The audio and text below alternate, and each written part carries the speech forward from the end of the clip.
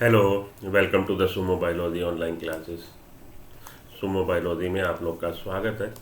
आज हम लोग पढ़ेंगे respiration in plants. Important topic है। दो तीन क्वेश्चन इससे आते हैं। ग्लाइकोलिसिस इम्पॉर्टेंट है, समझना है इसको। टीसीए साइकिल इम्पॉर्टेंट है, समझना है इसको। तो ये जो है अपना चैप्टर ट्रिकी है थोड़ा सा, तो अच्छे से हम लोग पढ़ते हैं और इसको समझने की कोशिश करते हैं। तो चलिए आज हम लोग चालू करते हैं respiration in plants. Breathing is quite essential for life as it provides oxygen to body cells which is used as oxidant in cellular respiration for oxidation of food. Breathing is exchange of gases का exchange होना between organism and its atmosphere, that is the breathing. तो breathing is quite essential for life as it provides oxygen to body cells which is used as oxidant in cellular respiration for oxidation of food. Breathing important है। और breathing से क्या मिलती है? Body को oxygen मिलती है, टिश्यूज़ को, सेल्स को। और उन ऑक्सीजन की सहायता से सेल्स में क्या होता है? Cellular respiration. जो फूड हमने खाया है उसका ब्रेकडाउन होगा। फूड को हम लोग बेसिक कंपोनेंट्स में तोड़ेंगे और एनर्जी रिलीज़ होगी। वो एनर्जी हम लोग के सभी कामों में यूज़ होती है। तो जो भी हम लोग मूवमेंट कर रहे हैं, जो भी हम लोग ग्रोथ कर रहे हैं, रिप्रोडक्शन कर रहे हैं, ट्रांसपोर्टेशन कर रहे हैं, जो भी एक्टिविटी हम कर रहे हैं, सभी में एनर्जी रिक्वायर्ड। और एनर्जी हमको किससे मिल रही है? फूड से। फूड से कैसे मिल रही? फूड के ऑक्सीडेशन से। ऑक्सीडेशन के लिए क्या चाहिए? ऑक्सीजन। ऑक्सीजन कैसे मिली है? ऑक्सीजन मिली है bye means of breathing. All living organism including plants and microbe also breathe. जितने भी लिविंग ऑर्गेनिजम्स हैं एक्सचेंज ऑफ गैसेस करते हैं। All living organisms need energy for carry out daily life activities such as transportation, transport, movement, reproduction और even breathing। जितने भी living organisms हैं, जो भी सेल लाइफ को रिप्रेजेंट कर रही है, जितने भी लिविंग ऑर्गेनिजम्स हैं, भले वो यूनिसेलुलर हो, भले वो मल्टी सेलुलर हो, सभी को ज़रूरत है एनर्जी की अपनी डे टू डे एक्टिविटी करने के लिए। और एनर्जी किससे मिल रही है? Bye means of oxidation of food. Food से मिल रही है। All living organisms need energy for carrying out daily life activities, अपने रोज़मर्रा के काम के लिए, be it transport, movement, reproduction और even breathing। From where does this energy come from? Energy कहाँ से मिल रही है? Energy we derive from food, हमें फूड से मिल रही है। We need food for energy, but how this energy then taken from food? लेकिन ये एनर्जी, फूड तो आपने खा लिया, एनर्जी कैसे निकालना है फूड से? Do all foods give the same amount of energy? जितने भी आप फूड्स खा रहे हो, क्या सब फूड, जो अलग अलग तरह के फूड है, veg, non veg, high protein content, high fat content वाले, क्या सब में एक ही तरह की एक ही जितनी एनर्जी है? सेम अमाउंट है। Where do plants get their energy from? और प्लांट्स को एनर्जी कहाँ से मिल रही है? The process of breathing is very much connected to the process of release of energy from food. Process of breathing is very much connected to the process of release of energy from food. Breathing का जो process है connected है किससे? Release के process से। Process of breathing is very much connected to the process of release of energy from food. Breathing जो process है, breathing process बहुत ज़्यादा बिल्कुल अच्छी तरह से कनेक्टेड है, उसी से जुड़ा हुआ है। किससे? Process of release of energy from food. Breathing, process of breathing is very much connected to the process of release of energy from food as the energy required for life processes is obtained by the oxidation of some macromolecule that we call food। हम ये कह रहे हैं कि breathing process जुड़ा हुआ है release of energy से। क्यों? क्योंकि भाई जितनी भी एनर्जी निकल रही है फूड से, वो उसके ऑक्सीडेशन से निकल रही है। और वो एनर्जी किस लिए चाहिए? लाइफ प्रोसेसेस को सस्टेन करने के लिए। Life processes such as reproduction, growth, repair etcetera. All the energy required for life processes is obtained by the oxidation of some macromolecule that we call food। तो जितनी भी एनर्जी है, energy किससे मिल रही है? ऑक्सीडेशन ऑफ फूड से। Food में मैक्रोमोलिक्यूल जो है। Only autotrophs that is the green plant, केवल autotroph that is the green plant and cyanobacteria can prepare their own food. Food अपना भोजन खुद कौन बना सकता है? ग्रीन प्लांट बना सकते हैं, साइनोबैक्टीरिया। फोटो ऑटोट्रॉफ जो है, ग्रीन प्लांट फोटो ऑटोट्रॉफ है, साइनोबैक्टीरिया फोटो ऑटोट्रॉफ है, जिसको पहले हम ब्रूगलीन एल्गा के नाम से जानते थे। Only autotroph such as green plants and cyanobacteria can prepare their own food. वो अपना भोजन बना सकते हैं by the process of photosynthesis. और प्रोसेस क्या? प्रोसेस है photosynthesis. They trap solar energy and convert into chemical energy. ये क्या करते हैं? सोलर एनर्जी को ट्रैप, फंसाते हैं, ग्रहण करते हैं, and convert into chemical energy, और उसको बदल देते हैं केमिकल बॉन्ड एनर्जी में, केमिकल एनर्जी में। That is stored in the bonds of carbohydrate like glucose, sucrose, starch. तो सनलाइट जो आ रही है अर्थ पे, उसको सनलाइट को इन्होंने सोलर एनर्जी को कन्वर्ट कर दिया है केमिकल एनर्जी में, जो बॉन्ड फॉर्म में which is stored in the bond form में स्टोर हो गई है ग्लूकोज के, सुक्रोज के या स्टार्च के। In green plants only those cells that contain chloroplast can synthesise the complex organic carbonic compound. Green plant में फोटोसिंथेसिस कहाँ हो रही है? ग्रीन प्लांट के ग्रीन पार्ट में, उस पार्ट में जहाँ पे क्लोरोप्लास्ट होगा। तो क्लोरोप्लास्ट के अंदर ग्लूकोज सिंथेसिस होता। इन ग्रीन प्लांट्स ओनली दो सेल्स विच कंटेन क्लोरोप्लास्ट, केवल वो सेल्स जिनमें क्लोरोप्लास्ट है, उनमें सिंथेसिस हो रहा है किसका? कॉम्प्लेक्स कार्बनिक कंपाउंड का। All the other sales, organs and non green part need food for energy. और जितने भी दूसरे प्लांट, मल्टीसेलुलर ऑर्गेनिज्म है, प्लांट में बहुत सारी सेल्स हैं, तो हर सेल के अंदर ग्लूकोज सिंथेसिस नहीं हो रहा। ग्लूकोज सिंथेसिस कहाँ हो रहा है? जहाँ पे क्लोरोप्लास्ट है, जिस सेल में। All other organ cells and non green part need food for energy, उनको चाहिए फूड एनर्जी के लिए। Therefore food has to be translocated to all non green part, इसलिए फूड का ट्रांसलोकेशन होगा, एक जगह से दूसरी जगह भेजा जाएगा, ग्रीन पार्ट से नॉन ग्रीन पार्ट पे। Animals are heterotroph, so plants are photoautotroph. Autotroph means क्या है? ऑटो मीन्स सेल्फ, ट्रॉफ अपना भोजन खुद बनाना। और एनिमल्स क्या है? हीट्रोट्रॉफ्स हैं। हीट्रोट्रॉफ्स क्या है? Hetero means they depend on the external medium for the supply of food, they can't synthesise their food. Heterotrophs, so plants are photoautotroph and animals are heterotroph. They obtain food from plants directly और indirectly.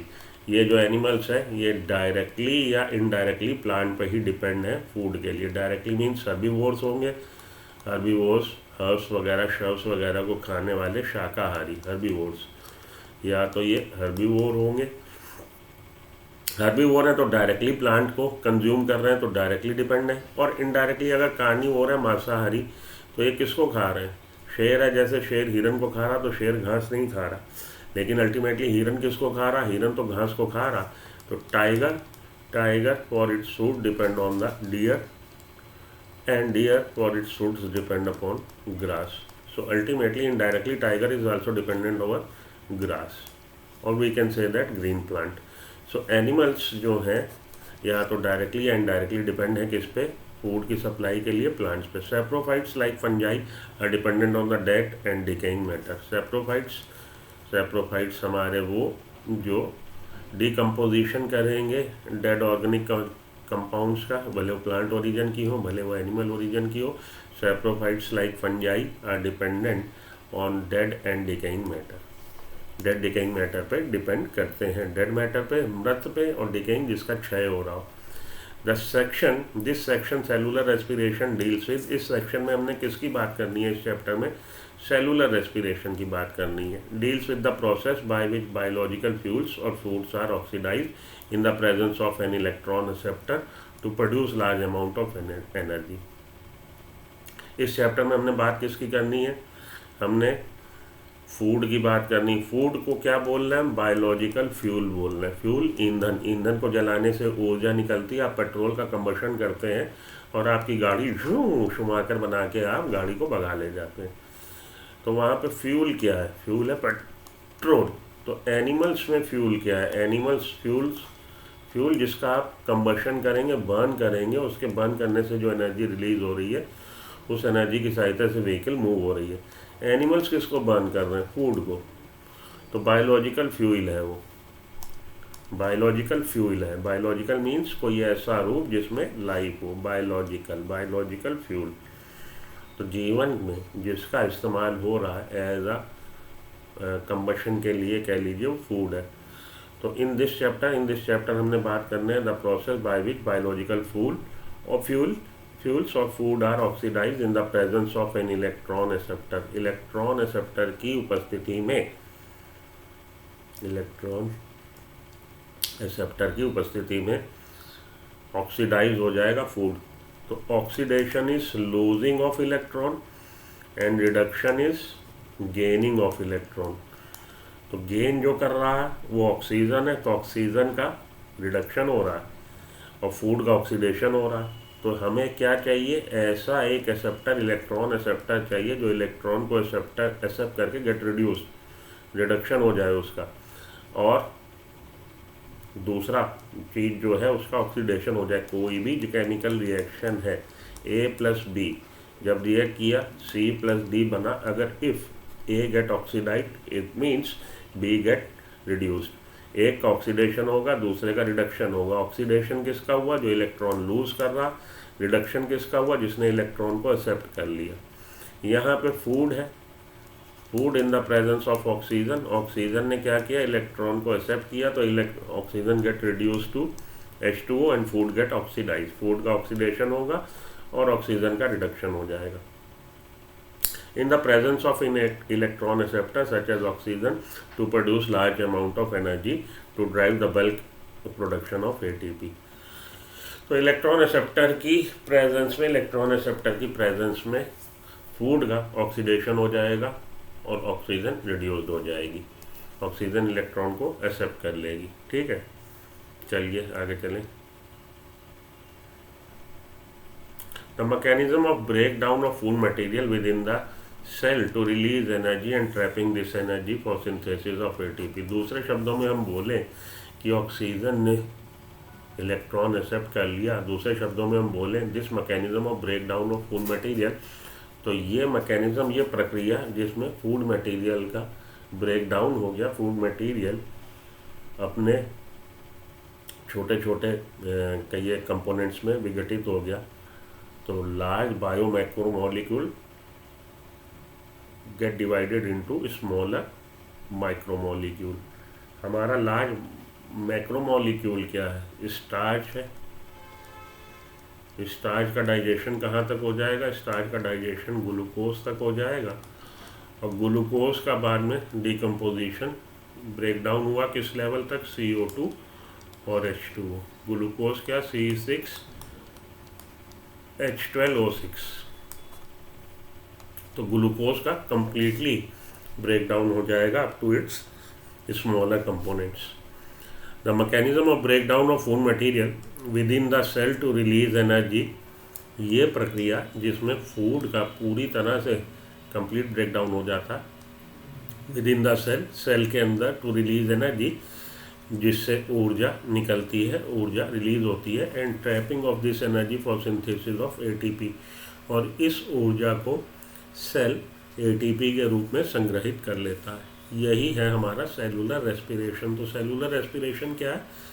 Food materials का oxidation into its smaller component, बिल्कुल breakdown हो जाएगा food का। The mechanism of breakdown of food material within the cell to release energy. तो अगर हम लोग बोले व्हाट इज सेलुलर रेस्पिरेशन, देखिए दो टर्म है जिससे बच्चा अक्सर कंफ्यूज हो जाता है। रेस्पिरेशन क्या है और ब्रीदिंग क्या है? Breathing is exchange of gases, exchange of gases between an organism and its environment, that is the breathing, and respiration is the breakdown of food material. So breathing or respiration both are the different processes, different things. The mechanism of breakdown of food material within the cell to release energy and the trapping of this energy for the synthesis of ATP, that can be called as cellular respiration। उसको हम कह सकते हैं cellular respiration. Okay, चलिए. Photosynthesis occurs within the chloroplast. Photosynthesis कहाँ हो रही है? क्लोरोप्लास्ट में. Whereas breakdown of complex molecule to yield energy take place in cytoplasm. Photosynthesis हो रही क्लोरोप्लास्ट में, लेकिन breakdown of complex organic compounds molecules to yield energy take place in the cytoplasm and in the mitochondria. Breakdown किस में हो रहा है इसका? कॉम्प्लेक्स मॉलिक्यूल का.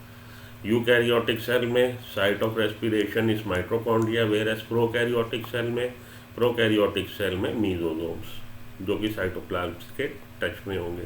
मीजोजोम्स क्या है? Inward folding invagination of.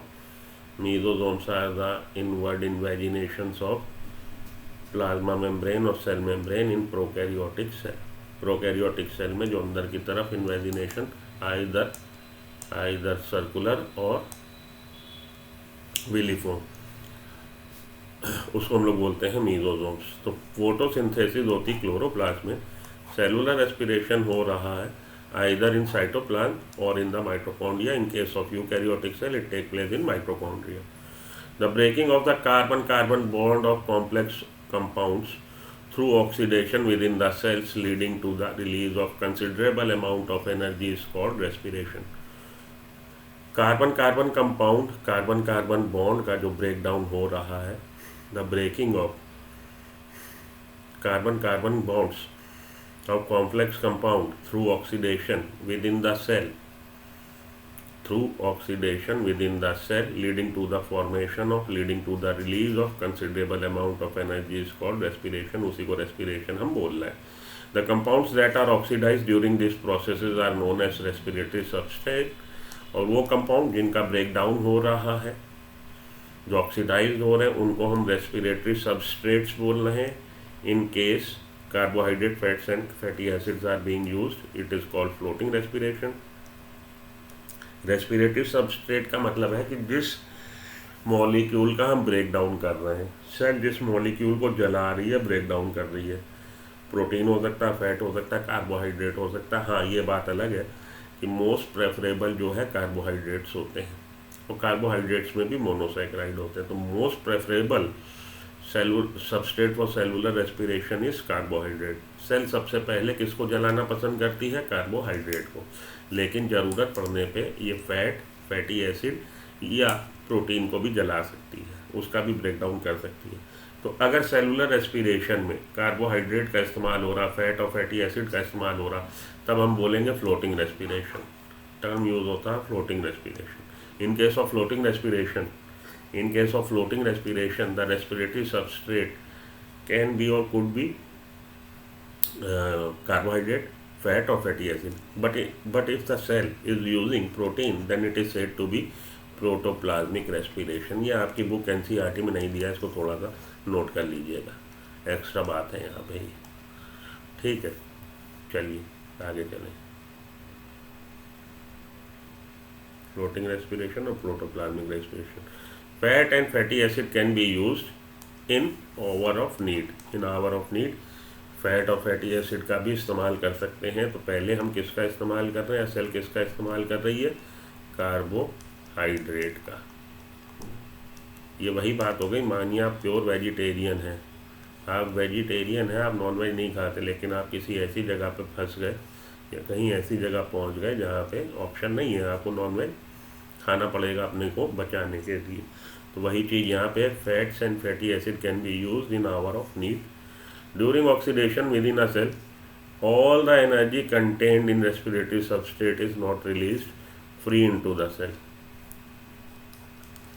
During oxidation, जब ऑक्सीडेशन होगा सेल के अंदर, जितनी भी एनर्जी है, all the energy contained in respiratory substrate, all the energy contained in respiratory substrate is not released free into the cell. जितनी भी एनर्जी है वो सिंगल स्टेप, एक ही स्ट्रोक में छक्का नहीं मारेगा, धोनी की तरह एक एक रन लेगा. all the energy contained in respiratory substrate is not released free into the cell or in a single step. एक ही स्टेप में पूरी की पूरी एनर्जी रिलीज नहीं होगी. ठीक है जी. It is release in a series of slow stepwise reaction. तो सिंगल स्टेप में नहीं रिलीज हो के कैसे रिलीज हो रही है, सिंगल स्टेप में एक ही स्टेप में पूरी एनर्जी जो कि फूड मटेरियल में है नहीं रिलीज होगी। Release in a series of slow stepwise reactions controlled by enzyme. तो उसकी जगह पे एक सीरीज, एक श्रृंखला है छोटे छोटे स्टेप की, slow stepwise. Single step reaction नहीं है ये, it takes multiple step. It is release in a series of slow stepwise reaction. एक सीरीज है धीरे चलने वाली slow stepwise reaction controlled by enzyme, जिसपे हर स्टेप को कंट्रोल कौन कर रहा है, enzyme. And the energy release fraction in fraction, टुकड़ों में। 100 रुपये हमने आपसे लेने हैं, एक बार 2 रुपये लिए, एक बार 4 रुपये लिए, एक बार 10 रुपये लिए, फिर 2 रुपये लिए, फिर 8 रुपये लिए, फिर 10 रुपये लिए, ऐसे करते करते ultimately total amount of energy get release. लेकिन in a single stroke no, it is not happening in the single stroke. ये सिंगल स्ट्रोक में या सिंगल स्टेप में होने वाला रिएक्शन नहीं है। It is release in a series of step slow stepwise reactions controlled by enzymes and it is trapped as chemical energy in the form of ATP. और जो energy release हुई उसको ATP के रूप में संचयित कर लिया जाएगा। Hence it is important to understand that the energy release by oxidation in respiration is not use directly but is use to synthesise ATP. इसलिए यहाँ पे ये बात ध्यान देने वाली है कि एनर्जी जो रिलीज हो रही है bye means of oxidation of food, वो डायरेक्टली हम उसी समय तुरंत इस्तेमाल नहीं कर रहे हैं, हम उसको फ्यूचर के लिए स्टोर करके रख ले रहे हैं एनर्जी को इन द फॉर्म ऑफ एटीपी, कि हम भविष्य में इसका इस्तेमाल करेंगे जब हमें इसकी ज़रूरत होगी, जहाँ जब जैसे ज़रूरत होगी। So energy release that is not use immediately but it is stored in the form of ATP, chemical energy form ATP. Hence it is important to understand that the energy released by oxidation in respiration is not और rather can not be, एक तो होती भी नहीं, दूसरा हो भी नहीं सकती use directly but is use to synthesise ATP, लेकिन एटीपी बना लिया गया which is broken down whenever and wherever energy needs to be utilise, जिसका बाद में इस्तेमाल कर लिया जाएगा जब जहाँ जैसी जो ज़रूरत है। Hence ATP act as a energy currency. इसलिए हम कह सकते हैं कि एटीपी मुद्रा है, सेल की मुद्रा है। जैसे हमारे इंडिया की करेंसी रुपए है, यूएस की करेंसी डॉलर है, यूरोप में यूरो चल रहा है, तो जहाँ की जो करेंसी हो वहाँ पे वो करेंसी चलती है। तो सेल में क्या करेंसी चल रही है, सेल में एटीपी चल रही है। ATP act as energy currency of the cell. This energy trapped in ATP is utilized in various energy requiring processes of the organism। ये जो एनर्जी एटीपी के रूप में ट्रैप कर ली गई, इसको हम डिफरेंट एनर्जी रिक्वायरिंग प्रोसेस में ऑर्गेनिज्म यूज कर सकता है। And the carbon skeleton produce during respiration is use as precursor for biosynthesis of other. हाँ जी, ATP act as the energy currency of the cell. ATP energy currency की तरह काम करता है। दिस एनर्जी ट्रैप्ड इन यूएटीपी is utilise in various energy requiring processes of the organism. ये energy जो ट्रैप हुई है एटीपी के फॉर्म में डिफरेंट सेल के प्रोसेसेस को करने के काम आती है। And the carbon skeleton produce during respiration is used as precursor for biosynthesis of other molecule. और कार्बन स्केलेटन जो बना प्रोड्यूस ड्यूरिंग रेस्पिरेशन, रेस्पिरेशन के दौरान जो कार्बन स्केलेटन प्रोड्यूस हुआ है during respiration, use for the precursor as a precursor for biosynthesis of other molecules in the cell. भाई carbon carbon बचे, बाकी चीज़ें तो निकाल दी गई। वो कार्बन स्केलेटन, कार्बन का जो कंकाल कार्बन स्केलेटन बचा है, जब आपने रेस्पिरेशन किया, सेल ने रेस्पिरेशन किया, तो ग्लूकोज को जब उसने पूरी तरह से तोड़ दिया, कार्बन स्केलेटन कार्बन जो बचे अब वो कार्बन का इस्तेमाल कर सकते हैं हम लोग, सेल कर सकती है for biosynthesis of other molecule. उससे कुछ दूसरे मॉलिक्यूल कार्बन स्केलेटन से बनाए जा सकते हैं। In the living organism respiratory substrates are often more than one. Pure protein और fats are seldom use. Respiration में जब रेस्पिरेशन सेलुलर रेस्पिरेशन हो रहा लिविंग ऑर्गेनिज्म में, तो प्योर सबस्ट्रेट वो रेयर है यूज़ होना, मिक्सचर यूज़ होता है। तो मिक्सचर में pure protein pure fat seldom used, mixture use होगा. In living organism, respiratory substrates are often more